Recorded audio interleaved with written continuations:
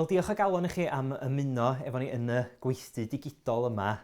Gobeithio bod chi wedi mwynhau yr ymarferion ac bod chi yn hapus efo'r cerddi da chi wedi creu. Please, recordiwch eich hunan yn darllen rhai o'r cerddi yma a rhannwch nhw ar y cyfryngau cymdeithasol. Cyn ni fynd, cwpl o top tips i chi egin feirdd.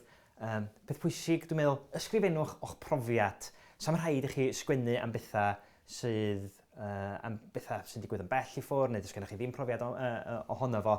Fel da ni wedi dangos gobeithio efo rhai o'r ymarferion yma, mae pethau da chi wedi brofi a pethau da chi wedi weld yn deilwng iawn o fod yn farddoniaeth. Yr ail beth, darllenwch gerddi pobl eraill, achos fel yna da chi'n dysgu barddoni, dwi'n meddwl bod o'n bwysig ofnadwy. Mae yna lwyth o lyfrau barddoniaeth gwych i gael yn llyfrgell eich ysgol.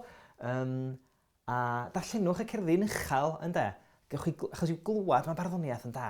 Os ydych chi yn medru gwrando ar y gerdd a chlwad ti, ydych chi yn cael gwerthfawrogiad o'i chrefft ti.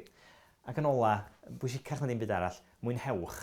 Be sy'n wych am barddoniaeth ydy, am ddarllen barddoniaeth, am sgrifennu barddoniaeth ydy, mi fedrwch chi ddarllen cerdd mewn chydig eiliadau.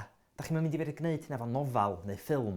Mi fedrwch chi ysgrifennu cerdd mewn mater o funudau. Da chi sicr yn mynd i fedru sgwennu stori neu sgwennu nofal mewn mater o funudau. Mae'n ffordd wych iawn o fynegu eich profiad chi fel pobl ifanc. Felly diolch yn fawr iawn i chi am eich cwmni a pob lwc i chi gyd.